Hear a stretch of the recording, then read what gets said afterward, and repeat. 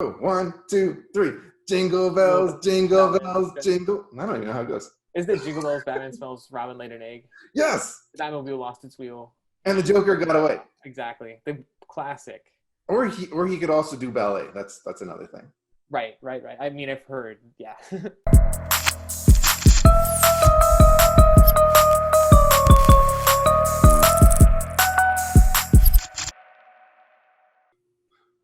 Hey guys, welcome to Inside Comics with George McHale. Before we get started, if you could subscribe to this channel, that'd really help us grow, and tell a friend about it too. Today, my guest is my main man, RYAN HÄÄCK. RYAN has a series out on Indiegogo right now called BRAC, and it is a Christmas fantasy story with sugar plum fairies, elves, and evil nutcrackers. It looks super cool. Thanks for being on the show, RYAN. No problem. Thanks for having me. We're going to talk about your Indiegogo in a minute, but I'd like to talk to you about crowdfunding in general before we get started. You've had 4 Kickstarters in the past. Yes.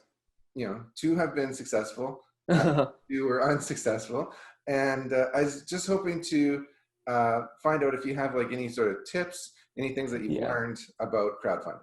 The most important thing that I've, and I'm no expert, but I think the most important thing is to have an email list of people who you know would back your book if they saw it. Or, and honestly, sometimes that takes failing a couple times to accumulate that group of people who believe in you. At least you get to keep those names, and so there's no bad, there's nothing bad about failing. It's just you have to keep going, and eventually you will succeed. I mean, if you fail enough times, and let's say you just get 20 backers and you need 200, those 20 backers will add up, and you'll get new people, and then eventually you might be able to fund a project. So honestly, failure is just a way to get to a success. Yeah. So do you have like a MailChimp account to kind of keep track of all the emails? Well, basically what I do now is that I just go on Indiegogo or Kickstarter, and they both allow you to make a pre-launch list. And so that is really helpful to see which specific project people are interested in. Because I have kind of 2 spanning projects. I have this Christmas comic that I do, and then I have a horror comic anthology. So the people who are interested in the, it just seems like an email list advertising the both of them kind of is difficult to get people interested in both things because they're so vastly different. So that's why I have I use the pre-launch list instead to get people interested in one specific thing, because the writing is different, the artists are different, the art style is different, everything is really different about those 2 projects. Yeah, it sure is hard getting the word out on your books. When you launch, I found like that on my first one at least. I thought I was going to launch and it was going to really get out there into the world just by being up, but you really got to talk to people about it and communicate it, and then you want to be careful like not to set your funding goal too high. Yes. Get kind of what you need, and then everything else is gravy. Because for my first one, it was a little bit too high, and I had a hard time hitting it. We made it, but I found that it wasn't enough to even just talk about it on like Facebook or Instagram. I actually had to like go and like message people directly, and pretty like specifically too, not just like a general here's a DM, but more like, remember that time in like high school when I made you a mixtape? Can you back my book? Like, please.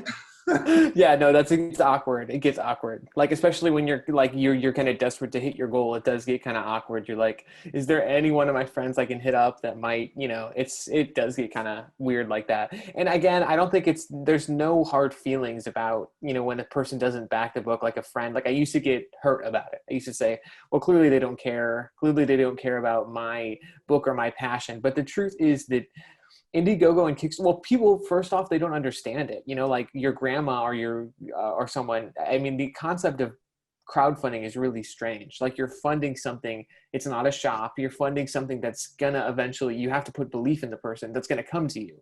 So it's an odd thing. So I think that's one part of the reason why people don't back maybe your friends, or maybe they don't have the money, or there's so many different reasons. So it's don't take it personally too. That's another thing in crowdfunding. Just keep going, and it's a tool. So, you know. Yeah, it's tough too, because like when you're crowdfunding a comic, I don't think people understand like the expense of it. Like, Oh especially, yeah. you know, creating the art and all the time that goes into it and the printing costs. And people look at it and it's like, oh, you want, you know, $20 for a comic book? Like they're like $4 at the store, or you know, I get my Netflix subscription is, you know, $10 or whatever, Yeah. and and you want $20, but really like that's what you kind of need if you only have, you know, 100, 200, 300 backers Hmm. to kind of get your project made. Oh yeah, absolutely. Yeah, I mean, that's totally true. So why Indiegogo this time? Well, Indiegogo, I mean, both of them, both Kickstarter and Indiegogo have different tools. That's the main thing, is that they have different tools that they give you. So I think Kickstarter, the thing is, it has a bigger audience. It has a much larger audience than Indiegogo. But Indiegogo, on the other hand, gives you the opportunity to expand your campaign and go into in-demand, which is a storefront, basically, where you can continue to sell your books even though the campaign's over. So as you saw, I had to make some compromises and get the book funded with a lower goal than this one that I'm doing. And so I wanted to get on Indiegogo so I could have possibly the opportunity to get more money for the book even after it's finished, its funding period. So that's really the idea. So what does bric-a-brac mean? What does that title mean? Yeah, so it just means a bunch of random stuff. And this term actually comes from a movie that you're probably familiar with, The Nightmare Before Christmas. There's a song in it where Jack is kind of lamenting about Christmas and how odd it is and how much he loves it, but he doesn't quite understand it. And he uses that term to talk about the stuff called bric-a-brac. And I was like, that's a great name. No one's ever used that name. And it also kind of ties in with the idea that we're trying to express with the story of finding meaning in Christmas. Our main character grapples with what Christmas means to him. Although he lives in a planet at Christmas, he does struggle with that idea, and he grows throughout the book. And he's only 10 years old, and so he sees a lot of different perspectives throughout his journey. Okay, so can you tell me a little bit about the bric-a-brac story? For sure. So it takes place on a war-torn planet Christmas. So we have planet Christmas here, and it is war-torn, and it's taken over by the Nutcrackers, right? So this is book one, and the Nutcrackers have been taking it over to collect a resource that is very important to them that they want to take. So this has caused a lot of the provinces and villages all around the planet Christmas to have to first learn how to fight or hide. And unfortunately, for a lot of these villages and provinces, they've been taken over by the Nutcrackers. And really, the story really starts when our main character, Garrett, Sugar Plum Cove, is taken over, his home. This is the place that he only knows. He's only lived here, and it's very isolated from the rest of the planet. And he is basically, when his friends are kidnapped, he composes a list to give to Father Christmas in hopes that Father Christmas can wish away with his magic this whole war. And so he goes out to find Father Christmas, so in hopes that that could happen potentially. And he meets a lot of friends along the way. One being Marie, who is a much older than him, but she's a leader in the Christmas militia. So this is a group of Christmas characters and fantasy characters who have teamed up to stop the Nutcrackers, although they're not as powerful as they are. And he meets Jack Frost, Good King Wenceslas, the ghosts of Christmas past, present, and future, all to get to Father Christmas eventually. That sounds super cool, dude. Yeah. Yeah, I love Christmas. It's my favorite holiday. I actually, in one of my books that I'm working on, we have a flying lion. I forget what those animals are called, but I named him Sunracer because, like, Oh my God, yes, from yeah, Rudolph. yeah, well, he's Moonracer in Rudolph, so we named him, our guy, That Sunracer. is amazing. I love Moonracer. He needs to have his own whole story. Like, what is that all about? There's I so many know, he's characters on like the so island of Misfit badass. Toys. They need their own movie. Like, honestly, why is that not a thing? You know, Yeah, all those toys have a backstory. yeah, I think you got the next book right there. Yeah, exactly. So the art in this comic looks amazing. Hmm. Can you tell me who's the art team? Yes, so we have 3 artists involved in issue 2. Okay, so issue 1 was just one, and it was Raphael, and then actually Tom Barton is he designs games and stuff like that. He did the cover for this one, but Raphael was the main artist in here, and he's worked on for DreamWorks. He's worked on Madagascar comics. He works on a lot of his own comic books and stuff like that, and he works in animation. He's amazing. He's an absolute beast, and we've known each other for a couple years, and again. We kind of, over a couple years, formulated the story and the characters and really talked about it. And we decided, it's time to do this last year, and thankfully people funded it. But this next book, Raphael will be, again, the interior artist for the 22 pages. Then there's going to be a 5-page backup story with art by Tom Barton, the cover artist, and my friend Milton, who's also going to be contributing his talents to that backup story too, which will basically give the backstory of the war, the complications.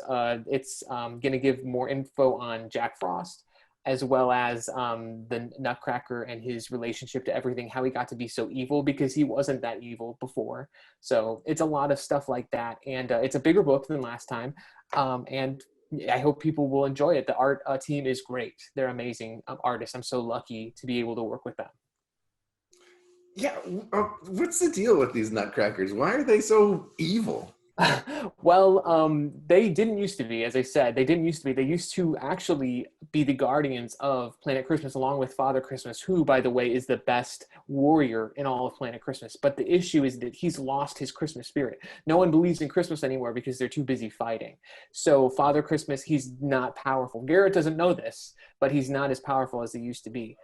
So what basically happens is that the Nutcrackers have gotten contact with an outer being from another planet who has given them weapons and all this stuff, different stuff. And in exchange for these weapons that will totally allow them to annihilate the rest of the planet, they have to give Christmas spirit, which is the resource they're after. And it manifests in places that have a lot of people celebrating Christmas, like Christmasville or the North Pole. So they go to extract this stuff and give it to this outside source in return for weapons, which they can take over the planet with. And that's really the idea. And so what his reasons are, this outer being, we will find in this issue, absolutely. And it's going to get more complex. That's really the reasoning. They didn't used to be so evil, but now this guy, the main general, he's kind of the ringmaster, the leader of this whole takeover, and he's really enabled all his other soldiers to, be able to do this. So that's really their bone to pick, basically. It sounds bonkers, dude. It sounds yeah, totally bonkers, but I love it.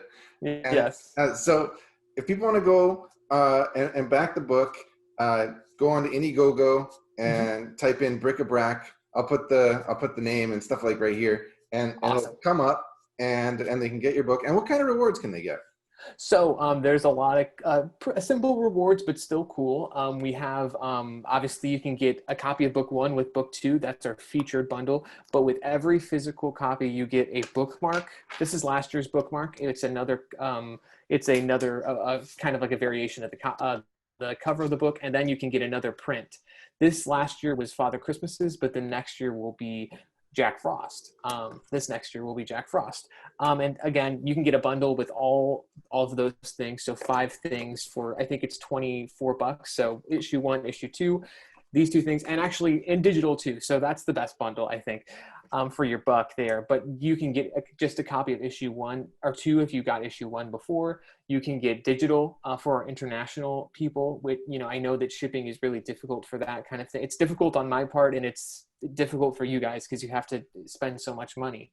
And then we have another cool tier where you can donate a copy of issue 1 and 2 to 4 copies total. So 2 of issue 2 and 2 of issue 1 to a Boys and Girls Club chapter of your choice. So Boys and Girls Club chapter of your choice. Again, it's Christmas, so we're going for the donation kind of idea, and people have been really receptive to that one. You have the opportunity to create a Christmas character, which will be in a one of the armies. Again, it's a fantasy book, so we can kind of play with that. And then you can put your likeness on an elf. And finally, you can get a sketch card from Raphael as well. So a little bric-a-brac character sketch from Raphael. And I've heard, people say that the perks are really reasonable. So, everything is under $100. So, I know some of these Kickstarters and Indiegogos go crazy with their perks, but pretty simple this time. Awesome. Yeah, no, it sounds great. And I encourage everybody to search you out. Bric-a-brac on Indiegogo. Thanks so much, Ryan Hääck, for being on Inside Comics. No problem. Thanks for having me, man.